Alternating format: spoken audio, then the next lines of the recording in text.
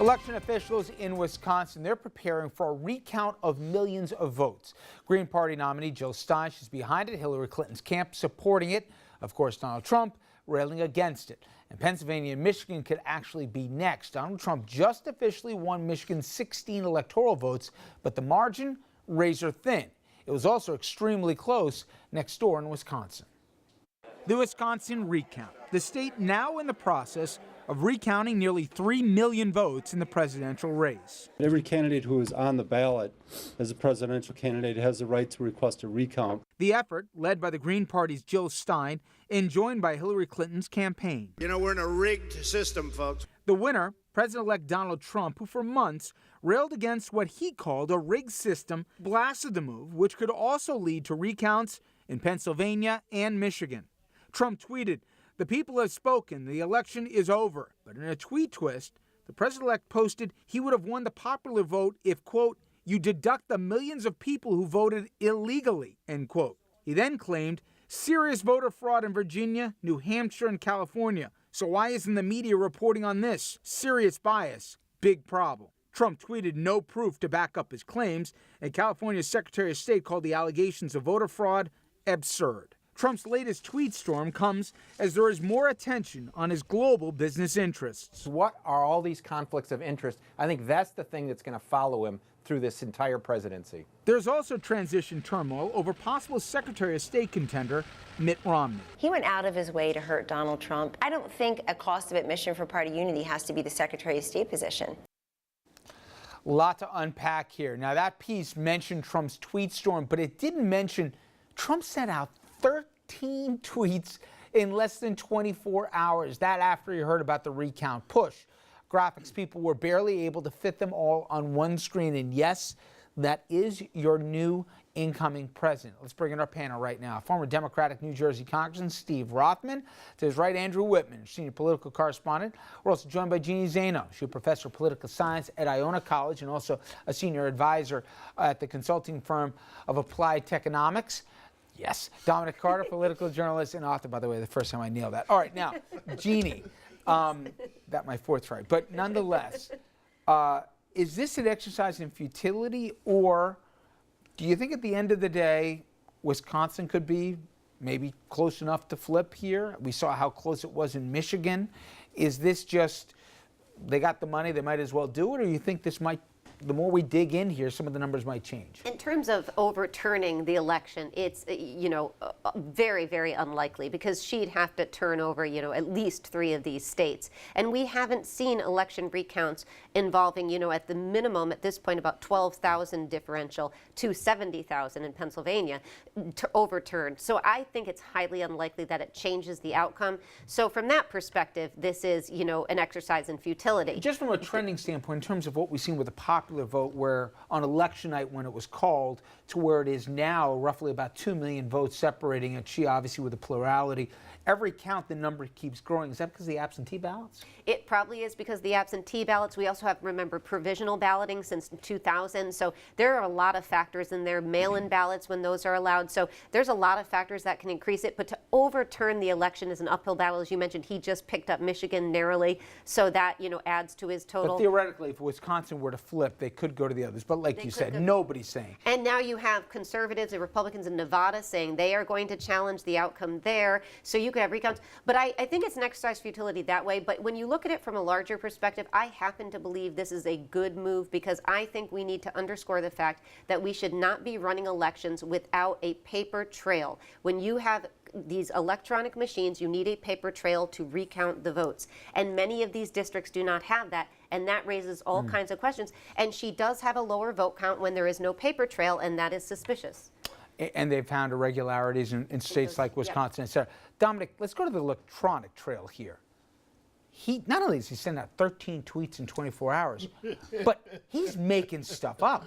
And I'm talking what Republican officials and Democrat officials, the idea that there was massive voter fraud, that he would have won the popular vote if people didn't cheat.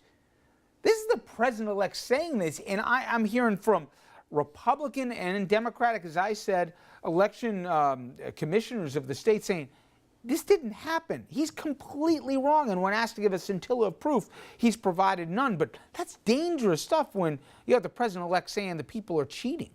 Well, I guess at the end of the day, he never really thought that he would be elected president, so this is all new to him. It is dangerous. You shouldn't go around just making things up, but this is the reality world that reality TV, it just came to me, the reality world that our president-elect lives in, Richard. And so he makes his own reality. He does whatever he wants. And now what's even scarier about the situation, he has the mandate of being the president of the United States, or the soapbox, the big voice, if you will, where no matter what he says, it's instant news worldwide. And that's what this is all about from Trump's standpoint. He's trying to establish a mandate, so he wants to try to erode the notion that he lost the popular vote, or he wants to at least reduce that gap so he can claim the mandate that his staff has been claiming. But I just want to back up 1 second. But stay on that before you move off that, Andrew, because to me, just to say you have a mandate, he's not the first one to say that, even if you don't. But he invited today a news cycle saying he's completely making it up. He reminded everyone today that he didn't win the popular vote because everybody in the newscast is saying not true. I was watching the CNNs of the world today saying he completely is making stuff up, and that's from the news desk. But he's also trying to sow the seeds of distrust in the news media, so that when the news media turns on Donald Trump and says he's looking to enrich his own his own bank accounts at the expense of the United States, or he's making deals that, he's got business interests across the world, or all of these other stories that we're invariably going to hear over the next weeks, months, and years, that his supporters don't trust the media. But before we get on that, I feel like we have to recount and audit every election in all 50 states and the District of Columbia at this point. The president-elect of the United States has said that there are 2.5 million votes that were cast in error. He's going to lose the popular vote by about 2.5 million votes. So in states like California, Virginia, New Hampshire, he's claiming voter fraud. That's fine. Let's recount and audit every state and D.C. Let's find out exactly where this vote is. This didn't come from Hillary Clinton. It's the president-elect of the United States. Okay, but to that point, it didn't come from Hillary Clinton, but it came from Jill Stein, who got about as many votes as you and I did, okay? Does this have a whiff of sore loser? Forget about the 5 of us here who follow this, and I think there's legitimate points that everybody made. But do you think to Joe Schmo, they say, we went through this hell of an election here, and now we got to recount the stuff all over again? Get past it already. The guy won. Whether he lost the popular vote by 2 million or 2.5 million, at the end of the day, he's the president. Move on already. Where do you think the public falls on this? I think the public noticed that he said during the campaign the system was rigged, and then after the election he said 2 million people voted illegally. So, Mr. President-elect, why wouldn't you want to recount if you say it was rigged and handled illegally? So people get that disconnect. We have to give him some credit. He did handle the Hillary Clinton matter with some grace. Make a prediction right now, and magnanimity. But I'll tell you, if Wisconsin goes the other way, Steve, I think he's going to say all of a sudden, I think he will overtly threat. She's behind this recount. I'm going to revisit the idea of bringing back a special prosecutor. Well, there's one other little matter. He just interviewed today retired General David Petraeus for potentially Secretary of State. Well, General David Petraeus, this brilliant person, great general, committed an act where he's now on criminal probation for having conveyed classified information to his mistress. That's the person President-elect Trump is interviewing to be the next Secretary of State. And by the way, the scariest part, he's probably the one that scares me the least of the names that I've heard, by the way. Yes, but if Trump had continued on with a crusade against Hillary Clinton and the Clinton Foundation and the emails and the like, it would have been impossible for him to consider former General Dave. Let's talk about names being considered right now, Jeannie. And what was fascinating over the weekend was, and I don't know how much this was stagecraft versus just dysfunction. I think we do too much about saying, oh, how clever Trump is and was. I know he won. I know we were all wrong. I'll put my both hands up. I was wrong completely as to who was going to win on November 8th. That said, you've got Kellyanne Conway going on every show saying that Mitt Romney's not fit to basically tie her shoes, let alone be the Secretary of State. This on the heels of Rudy Giuliani saying that he ought to be the Secretary of State and announcing Jeff Sessions was going to be the Attorney General before even the President-elect could name it. So one of two things are happening. One, none of them are afraid of Trump because you don't do this, you're afraid, and they're still being considered for stuff. Or two, this was staged, and that I still don't understand the logic of it. He looks weak, though, if he has someone else making the decision for him as to who should or shouldn't be. If he doesn't go with Mitt Romney now because Kellyanne Conway said he shouldn't be the pick, it just seems like a mess. I have a hard time believing she was out there as a rogue, without the support of the Trump But campaign. then why do it? But, but why do it then? Because I think there are a few possible reasons. One is that there is no love lost between Trump and anybody working with Trump and Romney. And we still don't know, and there was some reporting that Romney wasn't going to take the position. So there is a way in which this is a huge slap I've at heard Mitt that. Romney. I've heard we that. don't know, and it's speculation. I've heard that. But at the end of the day, wouldn't if Donald Trump either never intended or changed his mind that Romney's not because of the pushback internally, or he just hates his face, whatever it is, if he's the commander-in-chief in waiting, shouldn't he put out a report, I'm no longer considering Romney? Because the way it looks right now is Kellyanne Conway embarrassed him on Sunday TV, and now he's going to do what she wants and take him off his list. Or it looks like he is not the one who is going out there slapping down Mitt Romney, but Mitt Romney is getting slapped down by the base of the Republican Party, But and it that makes he it look doesn't like have to do the it. other story was that he's upset and angry, Dominic, with Kellyanne Conway for embarrassing him. My only point is, maybe he hates him. Maybe this was just so he brings him around to make it look like he's good to the establishment. I don't care. But if you're going to say no to somebody in your cabinet, you should be the one deciding who's in your cabinet and not. Not your person who was your spokesperson during the campaign or campaign manager. Either way, if it doesn't go to Romney, it makes it look like he got put in a corner by his own paid staff.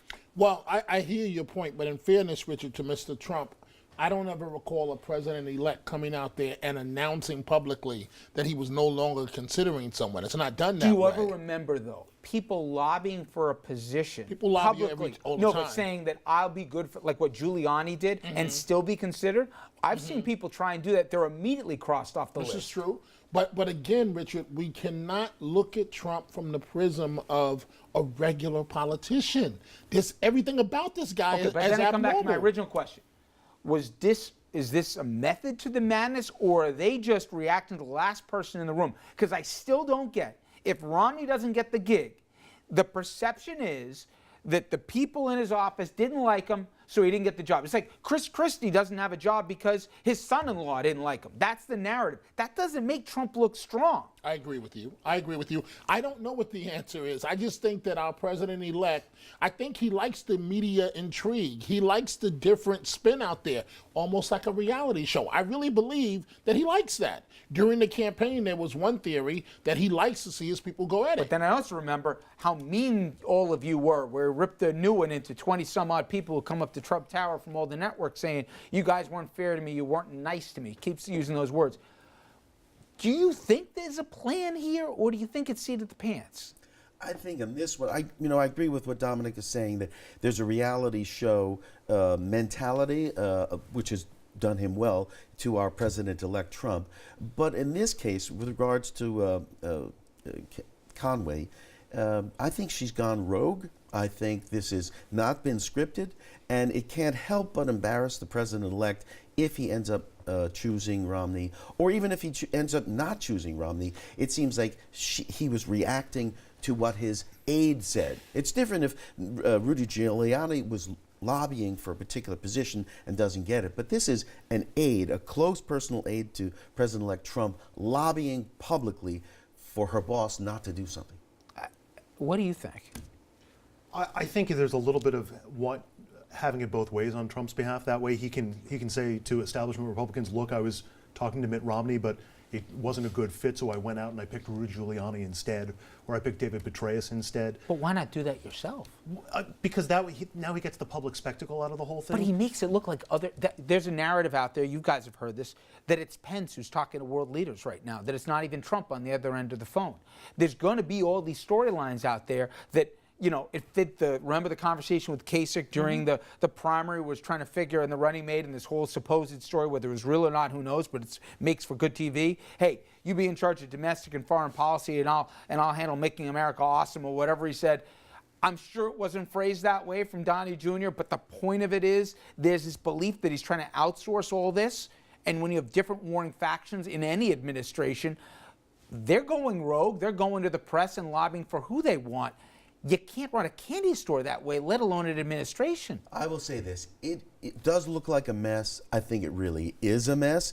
But at the end of the day, let's give our president-elect a little slack, and let's wait to see who he appoints. I would just say, though, I don't think there is one scintilla of evidence that Kellyanne Conway has ever gone rogue. This is a professional woman. hasn't. She has hasn't. not. Her And entire so that's career. where I really take exception. I'm with She you. is somebody who has been loyal to everybody she has worked for, bar none. And I think there is a whole school of thought we have to consider that this is a win-win for Trump. I know nobody wants to say that, But but just it how is. does it He make has him look because strong? he has. He always looks strong to his followers. though? He has considered Romney, and he's either decided or not decided to take him. That is a win-win for him. So I think we do a disservice to Kellyanne Okay, Conway, I and get that's that. where I No, think I she came get out with that. a statement I get today that if you about wanna the cut the sexism. legs out of- Because it is sexist to suggest, not you, I'm saying, but not you, but I'm saying it's sexist for people to suggest that because she went out and stated her opinion, that somehow she has No, gone no. rogue. I'll And tell I'm you not why- saying you're I saying know that, that, but I I'm know just that, saying. but I'll tell you and why I'm not that's saying you're completely saying. I'm just unfair, saying because that you can't have a that's- spokesperson. there's Do you recall another campaign where something like this has happened? People disagree all the time about who should No, be no, no, appointed. no. Vociferously and so publicly? But do you think that this is a candidacy or campaign that has gone by the book? This is No, how but they've Jeannie, my operated. only And point I'm of this just is, saying, I'm don't with you. attack Listen. Kellyanne. That's my one thing. No, I no. think she did a brilliant job during the campaign. But I think what she's and done is probably for him. the most But I think what responsible she's for done his is for success. him. And it shocked me that there was this public disagreement. But that's where I think we're misreading Listen, this. we'll find out. Yeah, well, I don't think we will, because if he chooses or not, it doesn't matter. I mean, I just think to I just assume, think it because makes she has no history of that. I get asked this, oh, is there any new names or cabinets or whatever else? And I'm like, I don't know who's picking the candidates. It clearly, the vibe is, even if you're a casual observer, that he's not making all his own picks and that people are making the picks for him. And I don't know how that conveys strength to anyone. Fine, everybody has their 30, 40% base. He's trying to claim he's got a mandate. And already more people voted against him than voted for him. So I just don't know the optics of this look right, but all right. When we come back here, Congressman Steve Israel, he's leaving Congress at the end of this term, but he's got a lot to say on his way out. Our conversation straight ahead.